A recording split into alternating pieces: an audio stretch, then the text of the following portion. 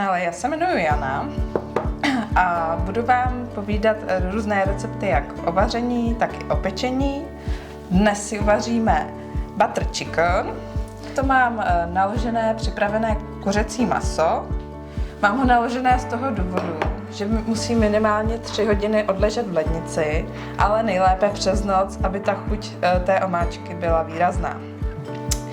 Takže nakrájela jsem si na kostičky 750 gramů kuřecích prsou, přidala jsem 150 gramů bílého jogurtu, přidala jsem 5 cm nastrouhaného zázvoru, stroužky česneku, 1 lžičku garam masaly, 1 lžičku mletého římského kmínu, půl lžičky chili, 1 lžičku citronu a ještě lžičku kurkumy. Připravené naložené kuřecí maso si dáme na 30 gramů másla.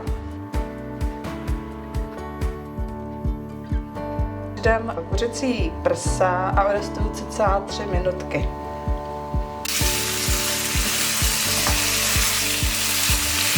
Tak když máme kuřecí maso osmahlé, přidáme 400 gramů drcených rajčat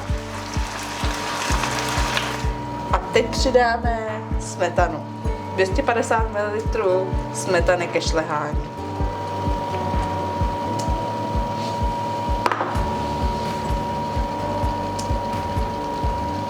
Uběhlo přibližně 20 minut. Máme hotovou omáčku,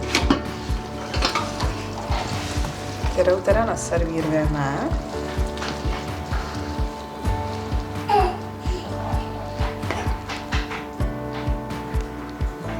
V této omáčce jsem si připravila rýži basmati. Ještě se k tomuto receptu hodí pita chleba, který si můžeme ukázat, pokud budete chtít, v dalších receptech.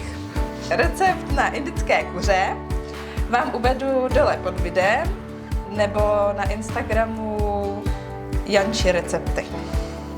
Tak to je hotový butter chicken. Děkuji za sledování a uvidíme se v příštím videu.